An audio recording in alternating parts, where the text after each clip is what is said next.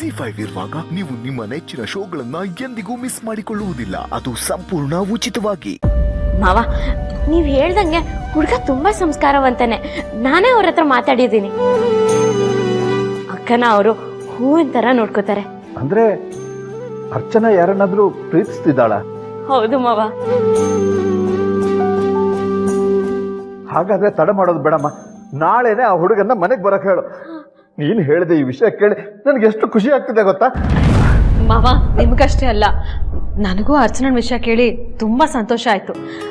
ಎಲ್ರು ಬನ್ನಿ, ಚಿಕ್ಕತ್ತೆ ಚಿಕ್ಕ ಮಾವ ಎಲ್ರು ಬನ್ನಿ. ಅಂದ್ರೆ ನಿನಗೆ ಈ ವಿಷಯ ಯಾರು ಹೇಳಿದ್ರು? ಚಿರು. ಓಹ್, ಪರವಾಗಿಲ್ವೇ? ನನಗೆ ನನ್ನ ಸೊಸೆ ಹೇಳಿದ್ರೆ ನಿನಗೆ ಈ ವಿಷಯನ ನಿನ್ ಮೈದ್ನ ಹೇಳಿದ್ನಾ? ಅಂತೂ ನಮ್ಮ ಅರ್ಚನೆಯಿಂದಾಗಿ ಎಲ್ಲರೂ ಸಿಹಿ ಸುದ್ದಿ ಕೇಳೋ ಹಾಗಾಯ್ತು. ಏನ್ ಸಿಹಿ ಸುದ್ದಿ ಅಪ್ಪ? ಮಾವ, ನಾನ್ ಹೇಳ್ತೀನಿ. ಈ ಕಡೆ ಬಾಚಿರು. ಅರ್ಚನಾ ಎಲ್ಲಿ ಆನ? ಯಾಕೆ?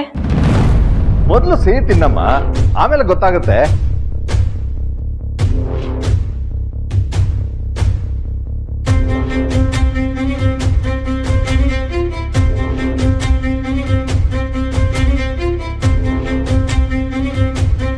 ಸೌಂದರ್ಯ, ವಿಷಯ ಏನು ಅಂತ ನಮಗೂ ಹೇಳಮ್ಮ. ನಮ್ಮ ಅರ್ಚನಾ ಒಂದ್ ಹುಡುಗನ್ನ ಪ್ರೀತಿಸ್ತಾ ಇದ್ದಾಳೆ.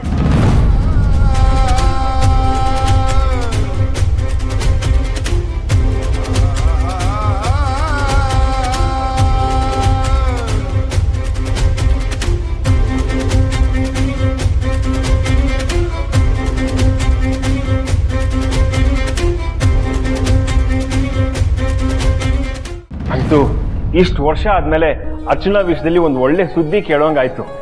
ಹಾಗಾದ್ರೆ ಮದುವೆ ಯಾವಾಗ? ಅದನ್ನ ಅರ್ಚನಾನೇ ಡಿಸೈಡ್ ಮಾಡ್ಬೇಕು. ನಿನ್ ಪ್ರೀತಿ ಬಗ್ಗೆ ಚಿರು ನನಗೆ ಹೇಳಿದ್ನಮ್ಮ. ಎಲ್ಲ ಅಂದ್ರೆ ನನಗೆ ಗೊತ್ತಿರೋಷ್ಟು ಹೇಳಿದ್ದೀನಿ ಅಚ್ಚು. ಹುಡುಗ ಯಾರು, ಹೆಸರೇನು ಅಂತೆಲ್ಲ ಗೊತ್ತಿಲ್ಲ ನನಗೆ. ಥ್ಯಾಂಕ್ಸ್ ಅರ್ಚನಾ. ಹೋದ್ ಕಡೆ ಎಲ್ಲ ನಿನ್ನ ಮದುವೆ ಬಗ್ಗೆನೇ ಕೇಳ್ತಾ ಇದ್ರು. ಈಗ ಅವ್ರಿಗೆಲ್ಲ ಉತ್ತರ ಕೊಡೋ ಸಮಯ ಬಂದಿದೆ.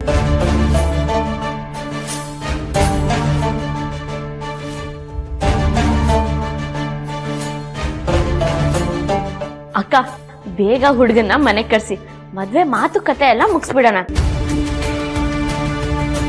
ಕಂಗ್ರಾಸ್ ಅಚ್ಚು. ಅಂತೂ ಇಂತೂ ಇಷ್ಟು ವರ್ಷ ಆದ್ಮೇಲೆ ನಾನು ಒಬ್ರನ್ನ ಭಾವ ಅಂತ ಕರೆಯಂಗ್ ಮಾಡ್ತಾ ಇದೀಯ. ನೀನ್ ಖುಷಿಯಾಗಿದ್ರೆ ಸಾಕು. ನೀನು ಅಪ್ಪ ನನ್ನ ಜೊತೆಗಿದ್ರೆ ನನಗೆ ಅದೇ ಖುಷಿ.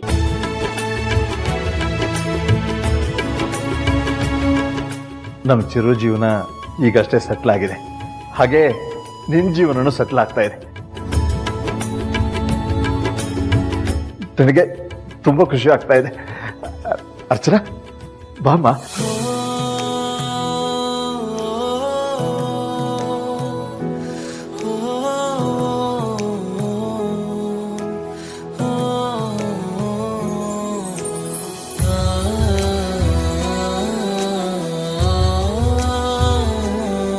ನಮ್ಮ ಈ ಸಂತೋಷಕ್ಕೆ ಕಾರಣರಾದವ್ರು ನೀವು ಬನ್ನಿ, ನಮ್ಮ ಸಂತೋಷದಲ್ಲಿ ಭಾಗಿಯಾಗಿ. ಬಾಮ್ಮ.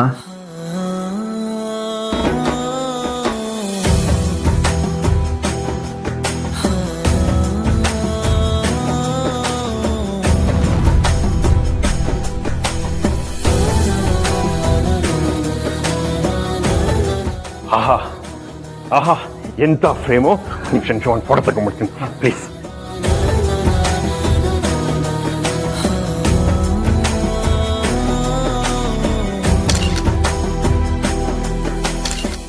ZEE5 ಆಪ್ ಡೌನ್ಲೋಡ್ ಮಾಡಿ ಎಲ್ಲಾ ಸಂಚಿಕೆಗಳನ್ನು ಸಂಪೂರ್ಣ ಉಚಿತವಾಗಿ ನೋಡಿ.